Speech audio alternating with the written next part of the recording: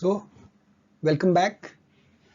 Chapter 8 we are discussing being critical in writing while writing, right? आगे चलते हैं.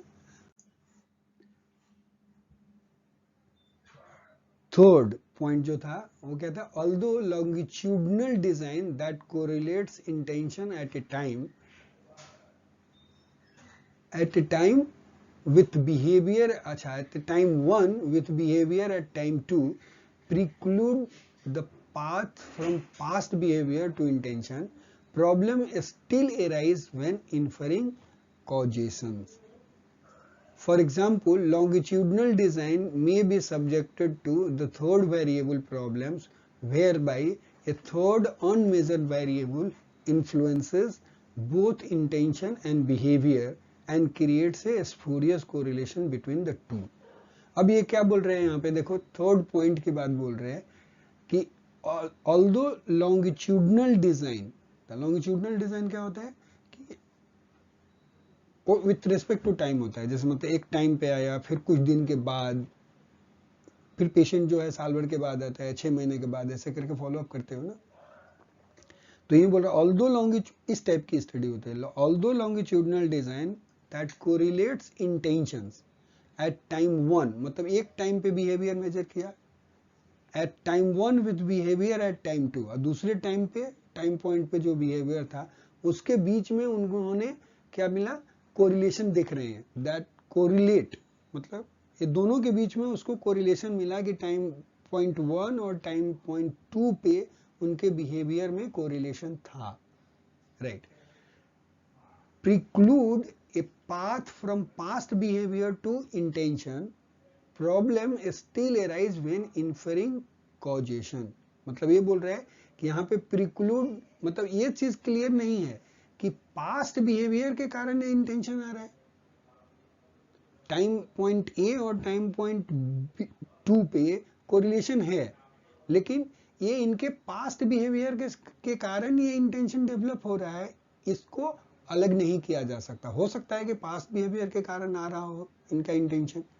दूसरा बोल रहा है still arise, problem still arise when inferring causations, कि एक्चुअली में कि बिहेवियर जो है वो इंटेंशन को लीड करता है या नहीं करता, मतलब सेल्फ रेगुलेशन होता है या नहीं होता. अपने आप समझ रहे हो कि किसी भी काम करने के लिए, वही तो गोल ओरिएंटेशन की तो बात थी ना वहां पे, कि गोल था उसका. वो बोला कि लोग जो है अपने बिहेवियर को जो उनको अचीव करना है, राइट, उसके हिसाब से सेल्फ रेगुलेट कर लेते हैं. उसी से रिलेटेड ये स्टडी थी. करेक्ट. तो 2 पॉइंट पे मेजरमेंट लिया.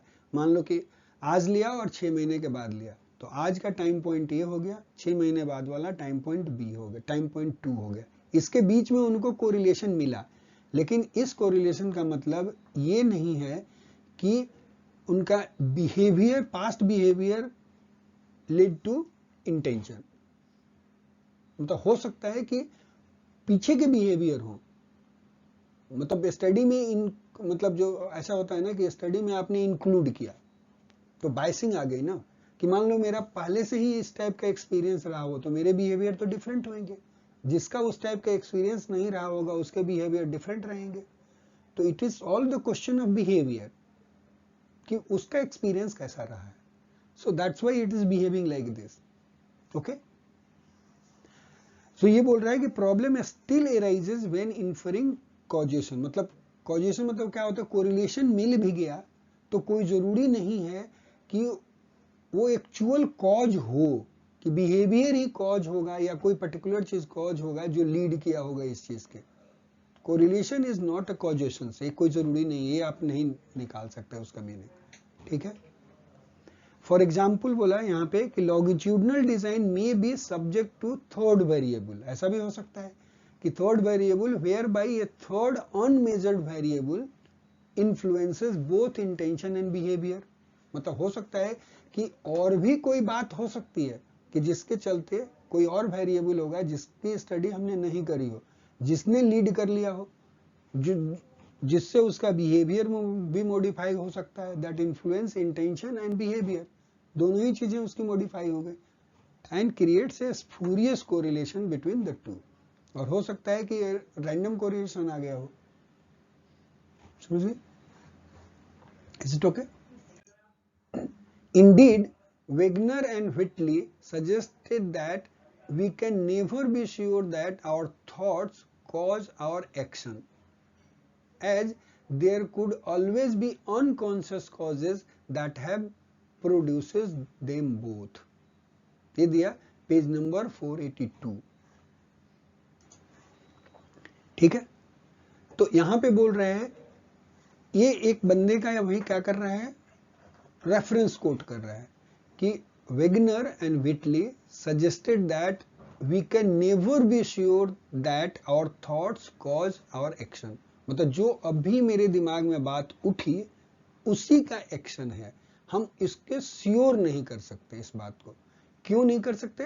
बोल रहे हैं as there could always be unconscious, मतलब कई बार सब कॉन्शियस चीजें प्ले में आकर के काम करा देती हैं, हमें पता भी नहीं चलता. जैसे मान लो कि किसी बात पे हमें क्यों गुस्सा आ गया, एकदम से मैं इतना वायलेंट क्यों हो गया, या मुझे एकदम से तेज गुस्सा क्यों आया, मान लो कोई भी पर्टिकुलर चीज होगा, तो ऐसा कोई जरूरी नहीं है कि उस समय जो दिमाग में चीजें रन करी उसके चलते हो सकता है कि अनकॉन्शियस माइंड में भी कुछ चीजें हो जिसके चलते वो चीज पॉप अप हो गया हो. That might be possible. आप समझ रहे?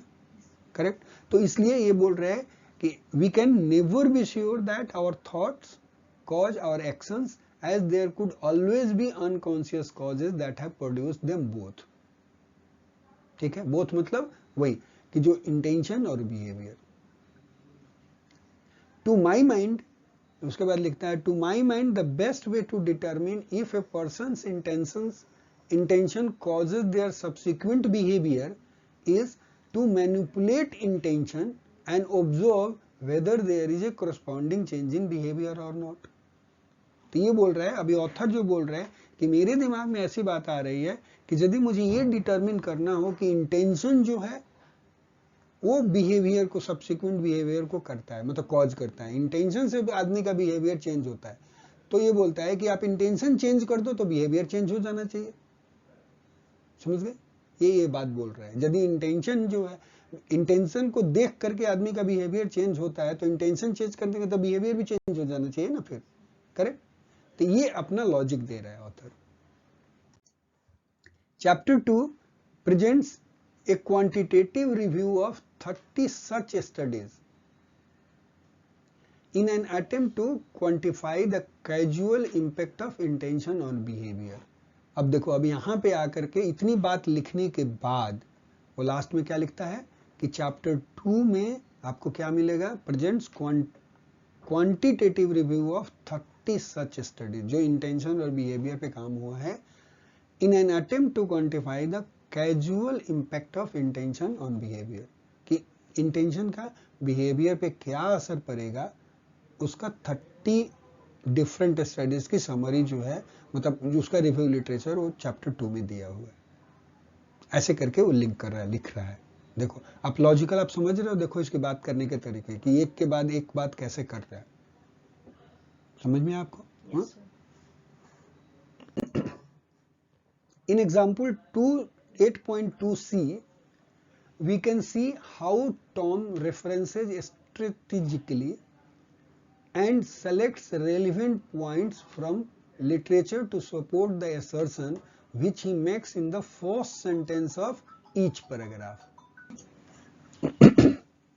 In example 8.2c, we can see how Tom references strategically and selects relevant points from literature to support the assertion which he makes in the first sentence of each paragraph. Each paragraph में देखो यही बात बोलना, note करने की बात, कि पहले ही पैराग्राफ में वो क्या कर रहा है कि he selects relevant points from the literature to support the assertion which he makes in the first sentence of each paragraph. Her paragraph के फर्स्ट सेंटेंस में ही अपने assertion को प्रूव करने के लिए relevant point जो है उसने लिखा है हर जगह पे. फर्स्ट पैराग्राफ में the signaling words which makes connections between the citations are again italicized. अब तो यहाँ पे italicized तो मिलेगा नहीं हमारे लिए, जो हमने डॉक्यूमेंट प्रिपेयर किया है। तो क्या करेंगे, ठीक है, हमने यहाँ पे क्या किया है, एक चीज चेंजेस करे हैं, राइट।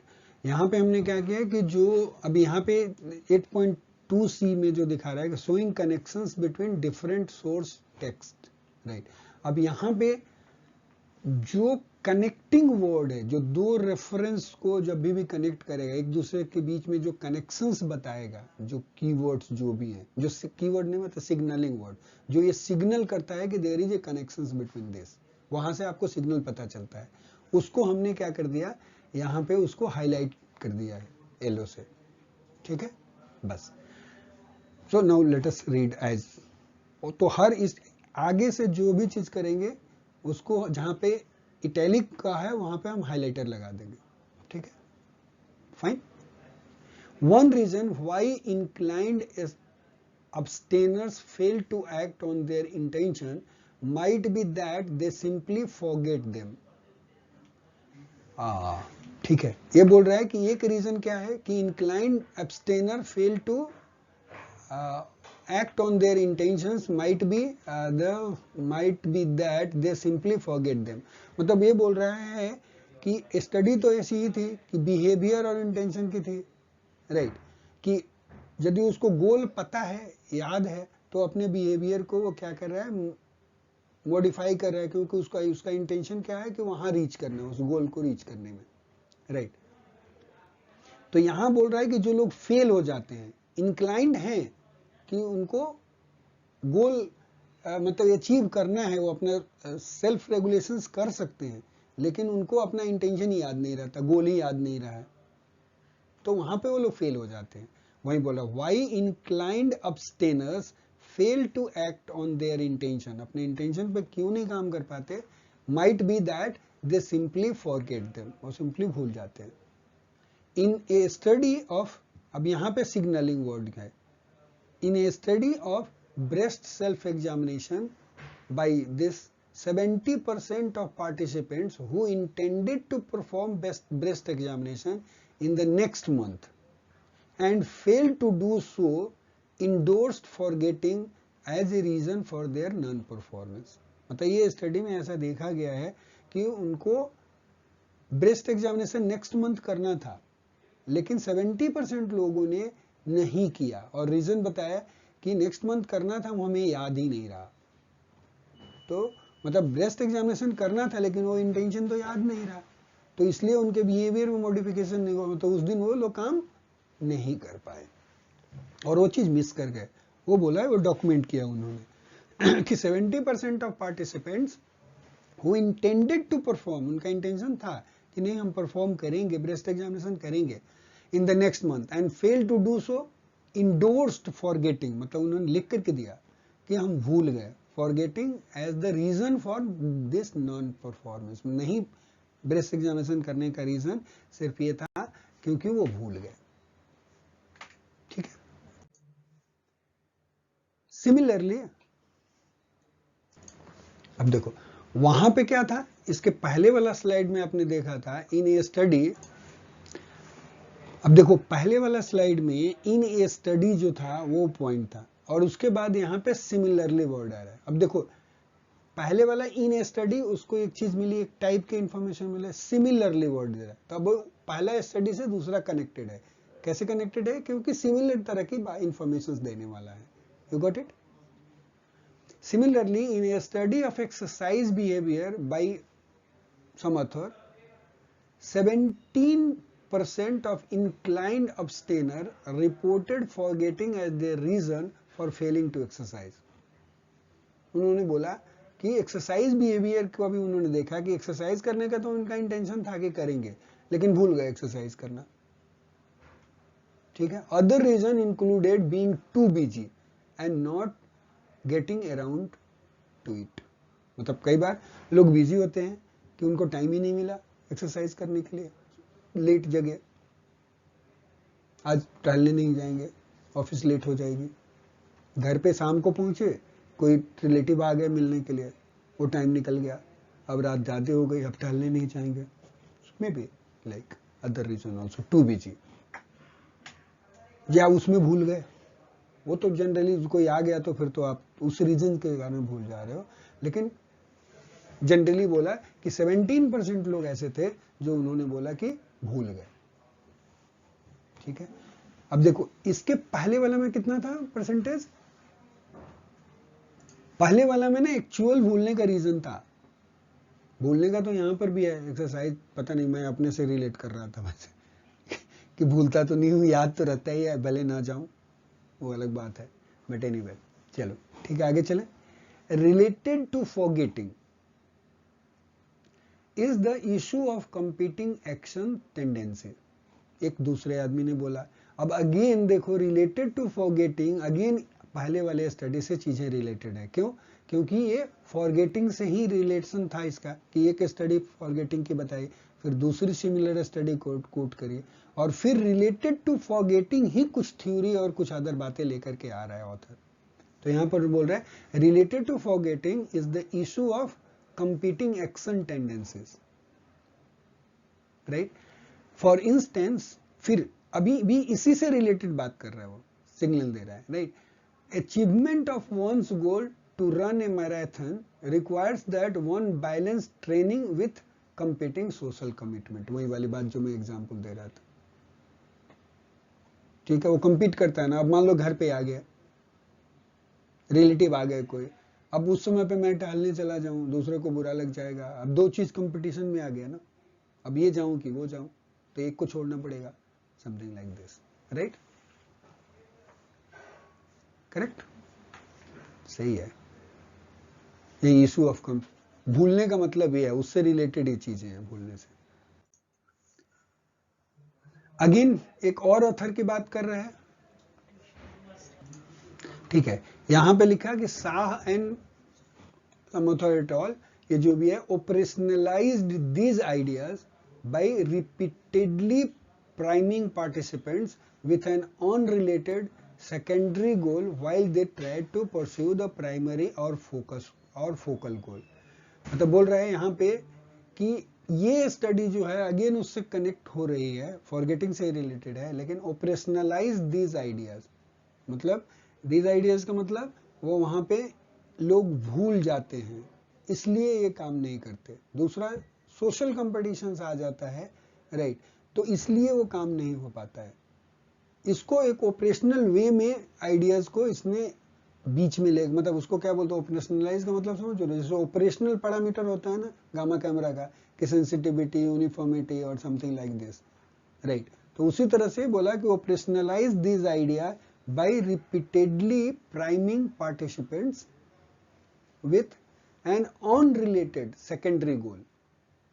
मतलब वो बोला कि कोई भी अनरिलेटेड यदि सेकेंडरी गोल है, दो गोल है, तो वहां पे goal while they try to pursue the primary और फोकल गोल, मतलब उसमें से वो जो प्राइमरी को फोकस करने की कोशिश कर रहे हैं, लेकिन उसके साथ साथ कोई एक और सेकेंडरी गोल भी आ जाता है जो उससे रिलेटेड नहीं है। जैसे मान लो कि हमें एक्सरसाइज करने के लिए जाना था और रिलेटिव बस आ गए, तो एक्सरसाइज से रिलेटेड कुछ भी इश्यूज नहीं है, समझ गए, वो दोनों अनरिलेटेड आइडियाज है। तो उसने उसको थ्योरी में मैं कन्वर्ट कर दिया ऑपरेशनल, कि ऐसा अनरिलेटेड यदि आइडिया होंगे तो उस केस में आदमी भूल जाएगा, या वो प्राइमरी की तरफ फोकस करने की कोशिश करेगा लेकिन वो नहीं अचीव कर पाएगा, राइट। द एक्सट्रैक्ट, अब उसके बाद 8.3 की एग्जाम्पल की बात बोल रहा है।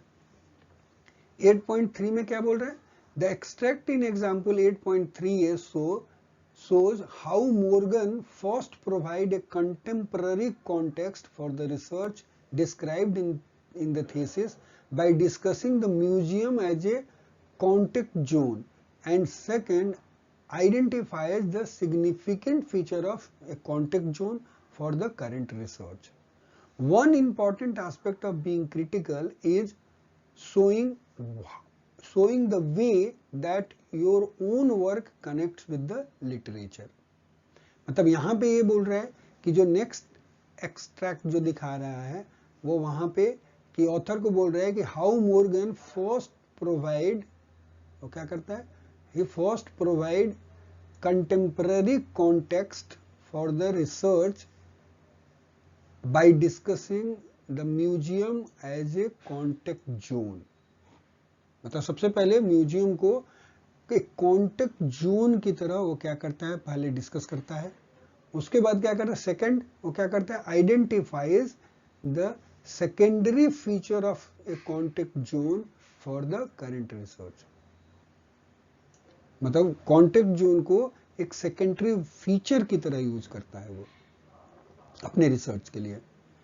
One important aspect of being critical, मतलब यहाँ पे तो हमें क्रिटिकल राइटिंग की बात सोचनी है, तो उसमें क्या दिखाता है, one important aspect of being critical is showing the way that your own work connects with the literature. मतलब उसका काम जो है लिटरेचर से कैसे कनेक्ट करता है वो दिखाना, वो एक क्रिटिकल राइटिंग का तरीका है।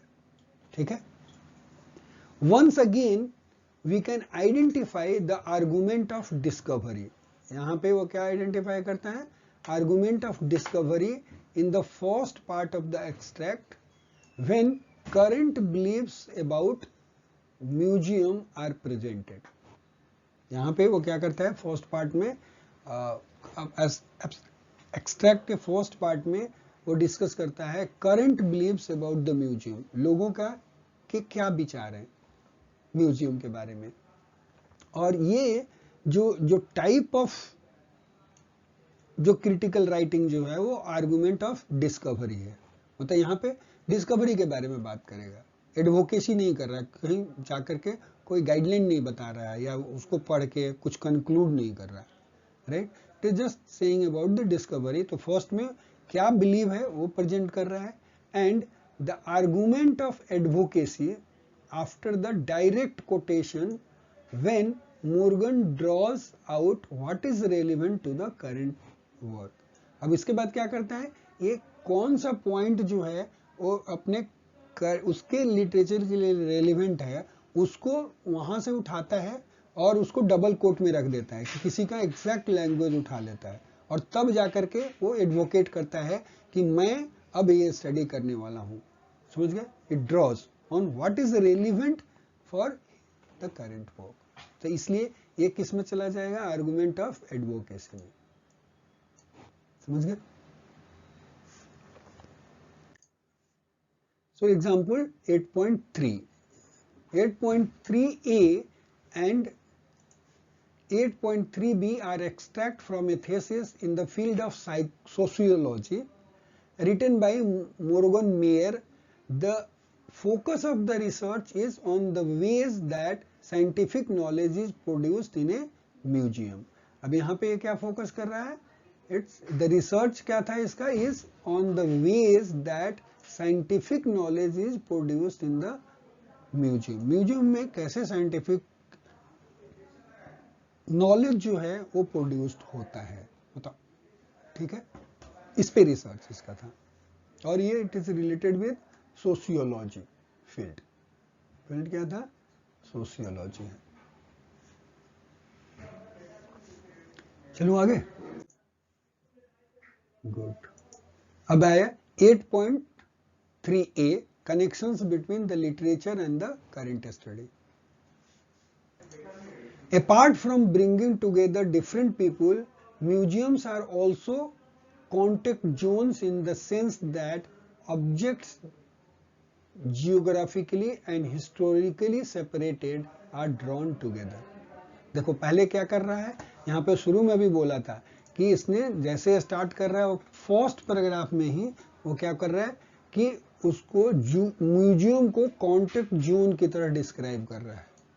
कैसे डिस्क्राइब कर, उसको डिफाइन देखो, apart from bringing together different people, अलग अलग लोग आते हैं म्यूजियम में, करेक्ट।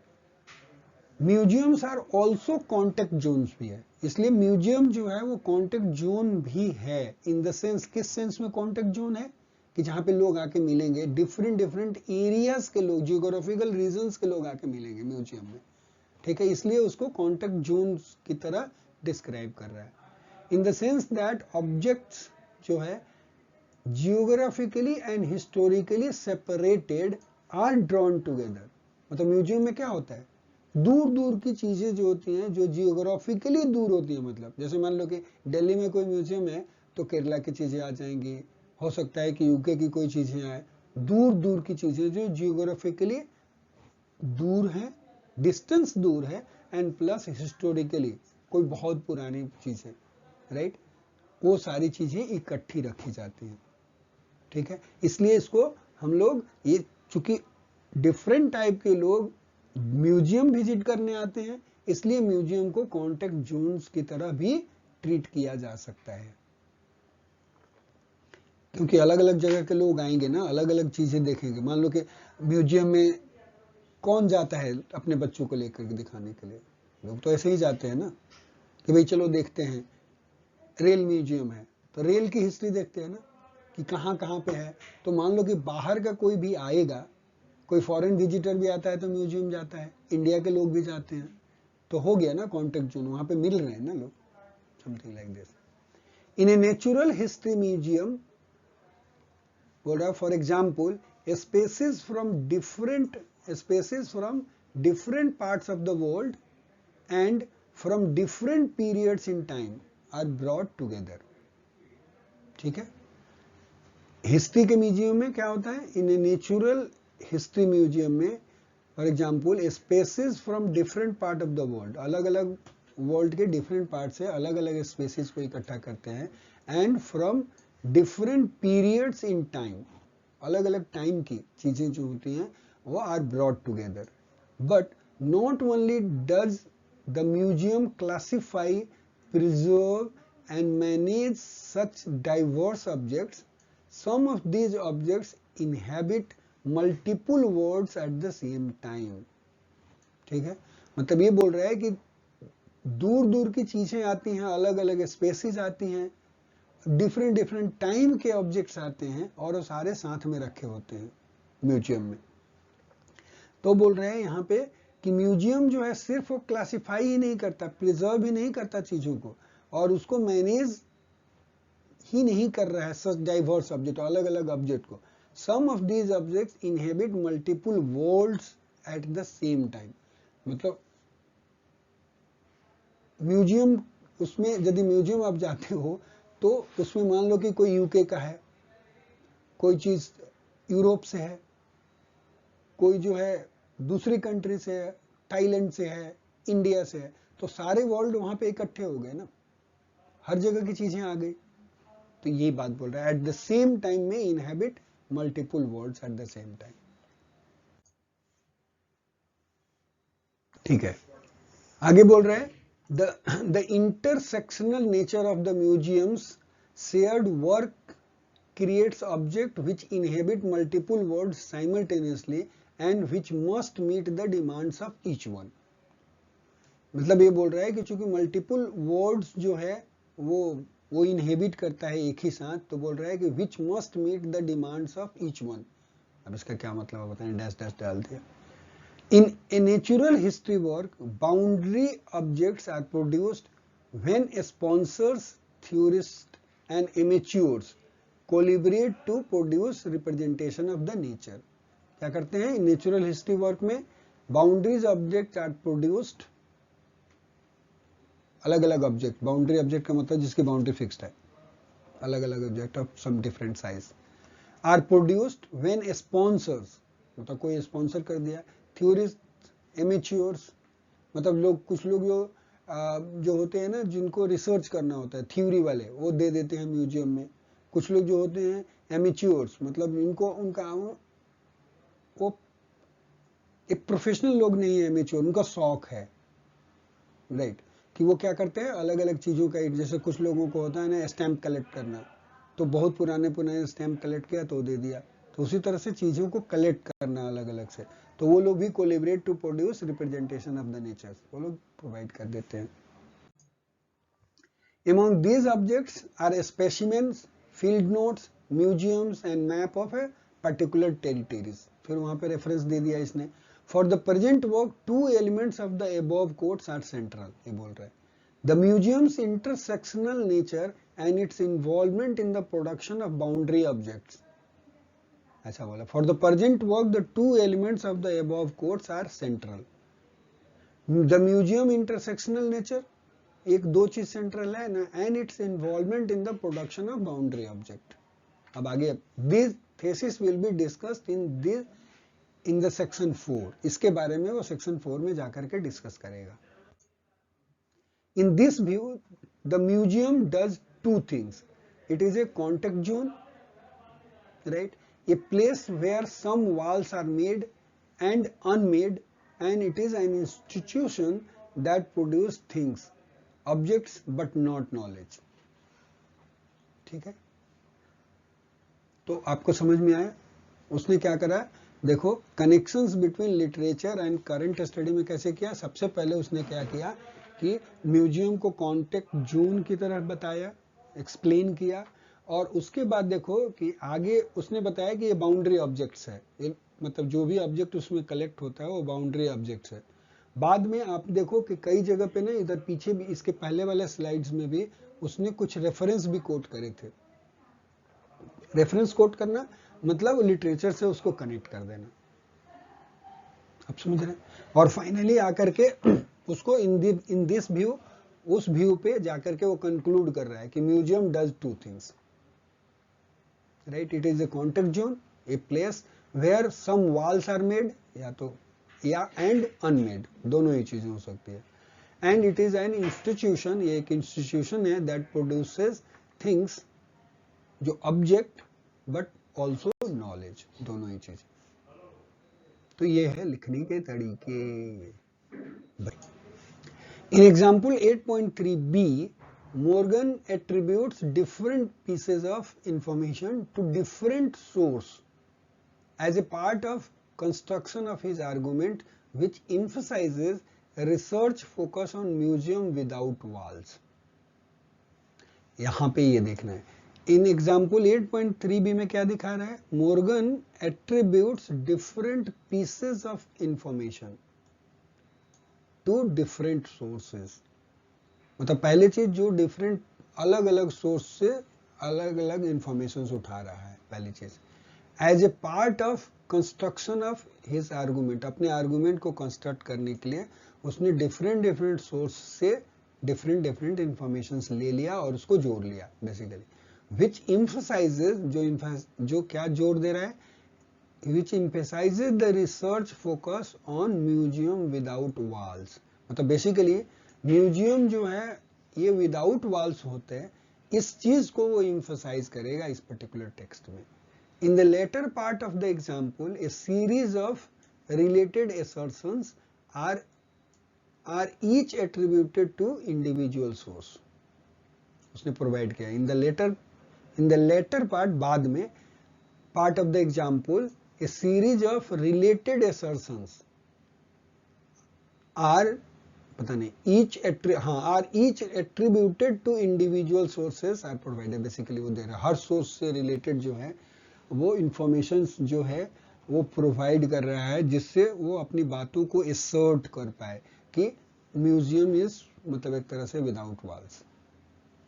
ठीक है, आगे चलो, अभी देख लो इसमें है कुछ नहीं है, पढ़ते जाओ फटाफट। Apart from the museum's intersectional nature and its involvement in the production of things and knowledge, I will take on board a third element. I am interested in the museum as a museum without walls. It has been argued that the museum without wall was the third step in the spatial evolution of museums.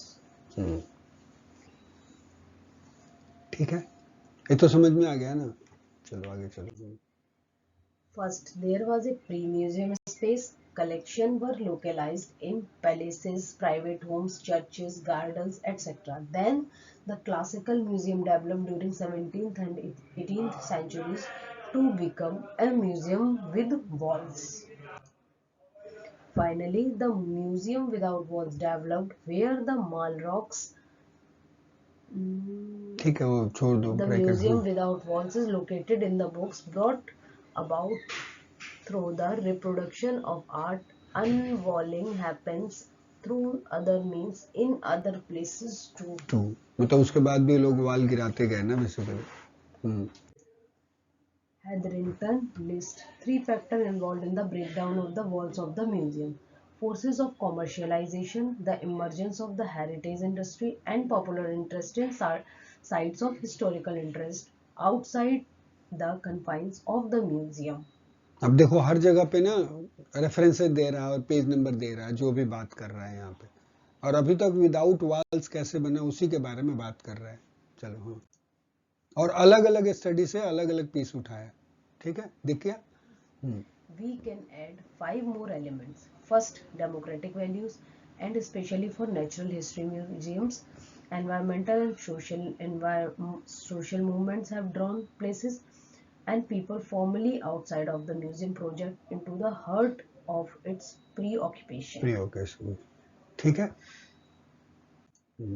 Second, while museums still predominantly display things, McDonald, ठीक है हाँ, some museums have shifted their elegance from real object to real real experience experiences and and can, hand can break down their walls more easily.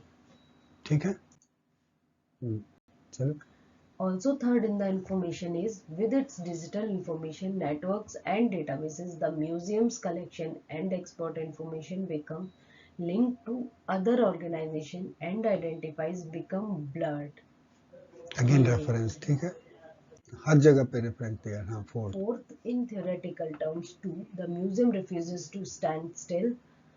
Hudson, as the concept of what a museum is has lost over the years, Hooper Greenhill, and as the museum's wall opened up to the increasing interest of our anthropologists, philosophers, economists, etc., alongside more classical academic work in history or in the arts.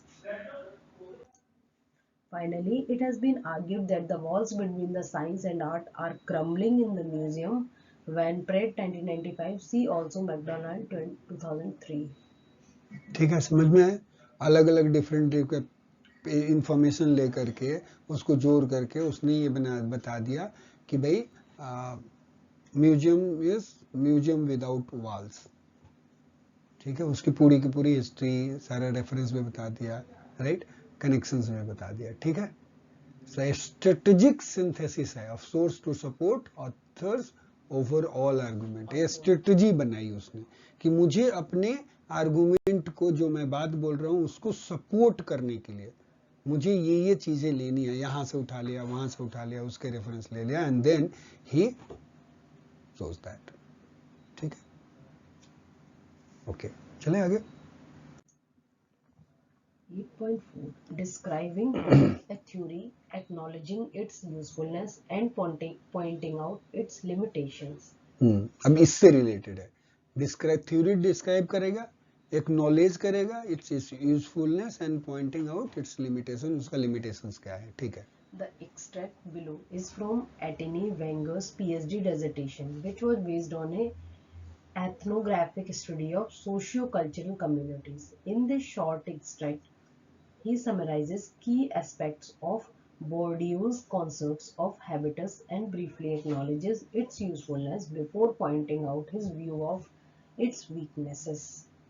आपको समझ में आ रहा है। ये बोल रहा है जो एक्सट्रैक्ट जो उठा रहा है वो किसी का पीएचडी थीसिस है, which is coming out from the socio culture community से और रिलेटेड विथ इथनोग्राफिक्स स्टडी है ये basically.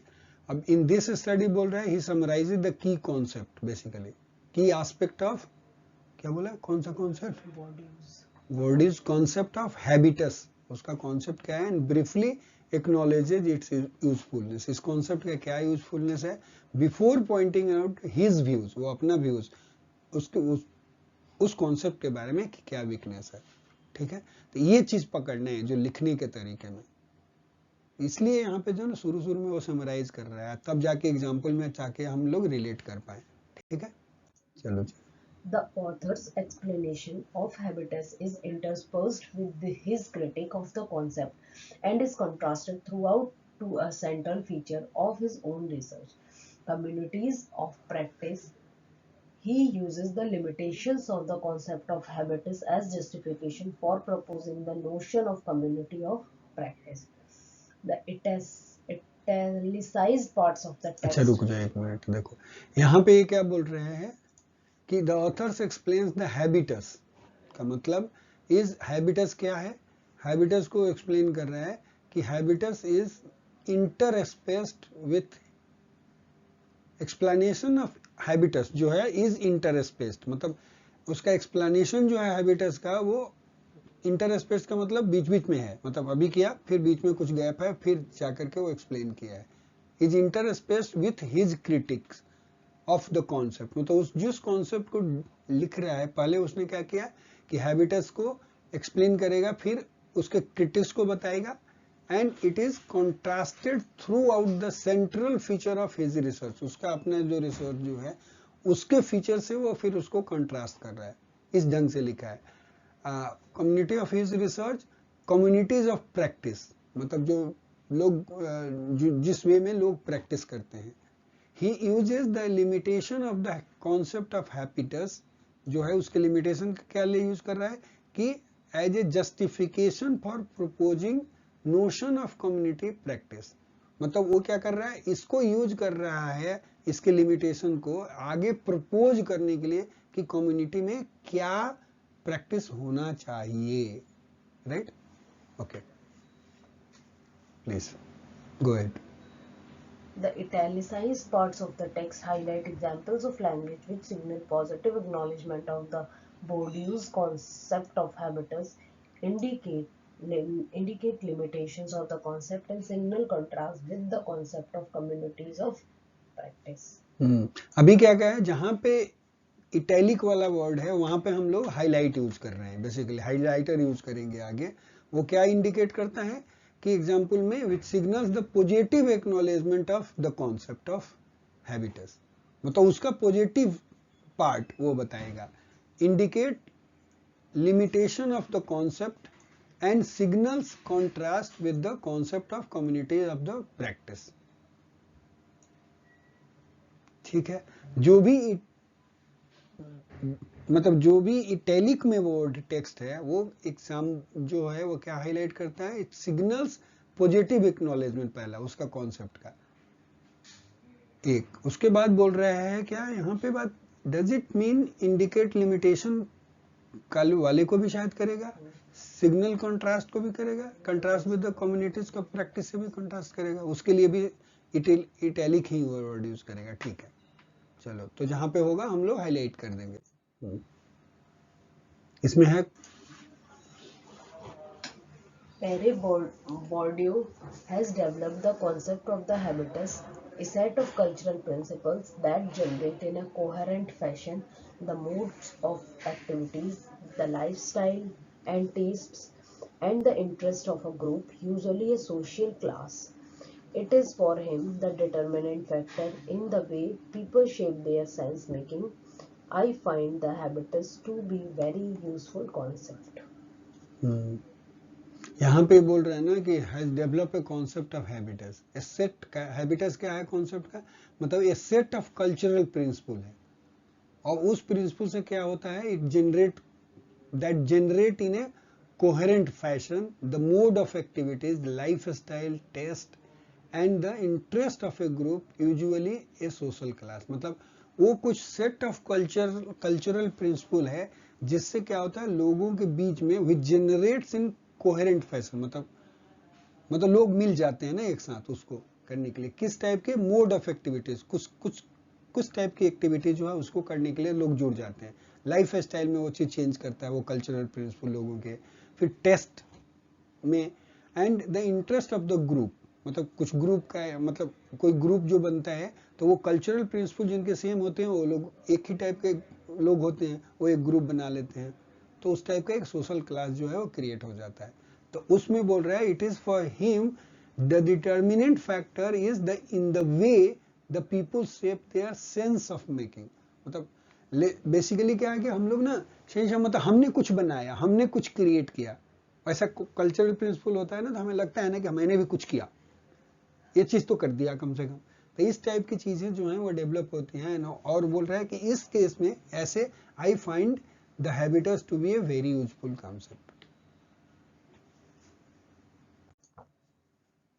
Yes, But the habitus differs from the notion of community of practice in being one of these broad structural principles, an emergent property of the social world. As such, it tends to overlook the social forms that we construct locally as we engage in practice and in reflection on practice.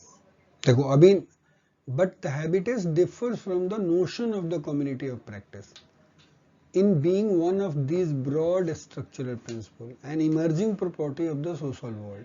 लेकिन ये बोल रहा है कि habitus जो है ना वो ये वर्ड जो है ना एक नोशन जो यूज कर रहे हैं हम लोग राइट वो क्या है कि differs from the community practice ऐसी नहीं होती हैबिटस वर्ड से लोग नहीं यूज करते हैं अभी being one of this broad structural principle ये जो है इमर्जिंग प्रॉपर्टी है सोशल वर्ल्ड की अभी हैबिटस जो वर्ड जो लोग यूज कर रहे हैं स्पेशली थोड़ा और समझना पड़ेगा और डिप जाएंगे तो समझ में आएगा दूसरी बार रीथिंक करना पड़ेगा एक्चुअल मीनिंग का as it tends to overlook the social form ये क्या कहता है हैबिटस जो है वो सोशल फॉर्म को ओवरलुक कर रहा है basically that we construct locally as we engage in practice and reflection on the practice मतलब जैसे हम लोग कुछ काम करते हैं फिर अपने बारे में फिर सोचते हैं ना कि वो काम ठीक हुआ नहीं हुआ जो भी प्रैक्टिस करते हैं उसके ऊपर रिफ्लेक्ट भी करते हैं तो उससे हटके थोड़ा सा कॉन्सेप्ट है तो कॉन्ट्रास्ट कर रहा है हैबिटस के कॉन्टेक्स्ट को basically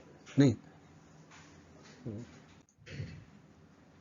sorry It overlooks the day-to-day mechanism of the co-participation in practice of construction of the self in perceptible communities that give it local coherence through shared practice. These give rise through practical co-engagement to what can be observed as a habitus. ठीक है तो ये देखो इसके limitation है it overlooks basically क्या क्या overlook करता है the day to day mechanism को ऑफ को पार्टिसिपेंट्स इन प्रैक्टिस जो लोग किसी भी प्रैक्टिस में पार्टिसिपेंट्स होते हैं in of construction of the self in the perceptible communities that give a local coherence through the shared practice मतलब बेसिकली जब लोग एक साथ मिल करके काम करते हैं ना तो लोगों के बीच में वैसे भी थोड़ा सा कोहेरेंस तो बन ही जाता है आप दौड़ने जाते हो आपके साथ कोई आप हमेशा फ्रेंड्स होते हो कोई भी मेरे साथ भी टहलने चले 2 4 5 लोग मिल करके टहलते चलते हैं गप्पे करते रहते हैं तो उनको अच्छा लगता है बेसिकली तो उसमें बहुत सारी चीज़ें लोग लर्न भी करते हैं ऐसा नहीं है एक उनके रिलेशनशिप भी बिल्डअप हो जाते हैं कभी जरूरत पड़ता है तो लोग काम भी आ जाते हैं इस टाइप की चीजें होती रहती है shared practice this give rise to practical co engagement to what we can observe as habitus जो भी है ठीक है आगे ये लास्ट है नहीं चलो देखो इसमें है कुछ This broadly structured nature of the habitus makes it difficult to account for its reproduction and evolution time. अब देखो इसका लिमिटेशंस की बात कर रहा है मतलब बोल रहा है ना कि ब्रॉडली जो स्ट्रक्चरल नेचर जो है हैबिटस का that makes difficult to account for its reproductions and evolution time For body, this seems to be mostly located in the family, which becomes a privileged unit of reproduction through a dichotomy between public and private life. The habitus is acquired in early childhood and becomes an inescapable closed life world. ठीक है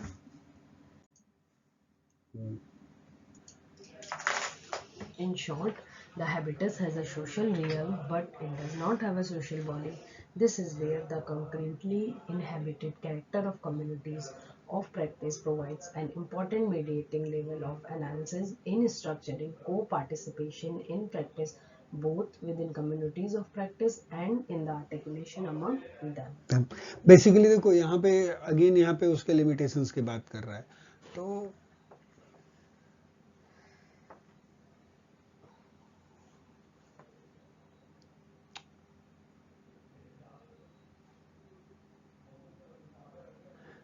समझ में आया तो writing में यहाँ पे जो एग्जाम्पल जो बताया था कि एक थ्योरी को डिस्क्राइब कर रहा है उसको एक नॉलेज कर रहा है उस थ्योरी को उसके यूजफुलनेस को कि कहाँ कहाँ पे यूजफुल है फिर उसके लिमिटेशंस को वो बता रहा है और लिखने के तरीके यही है कि मतलब कि आप ऐसे लिखते हो तो आप क्रिटिकली चीज़ों को इवेलुएट करते हो, बेसिकली क्रिटिकल राइटिंग आप कर रहे हो, क्योंकि आप क्या कर रहे हो कि लोगों के मतलब अपने भी व्यूज़ डाल रहे हो, फिर दूसरे का अनदर ऑथर्स को भी एक्नॉलेज कर रहे हो बाय गिविंग देयर रेफरेंस।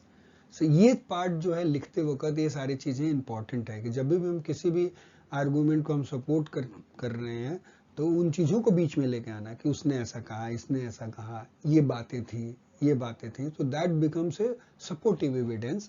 और हमें भी समझ में आ रहा है उस थ्योरी को कि वो बिल्कुल अपने शब्दों में लिख रहा है, प्लेजरिज्म को भी अवॉइड कर रहा है, एंड लाइक सो ऑन। ठीक है, तो आज हम लोग इतना ही करते हैं, विल स्टॉप इट हियर, बाकी चीज़ें जो होंगी वो नेक्स्ट क्लास में करेंगे। ठीक है जी, thank you, thank you, thank you.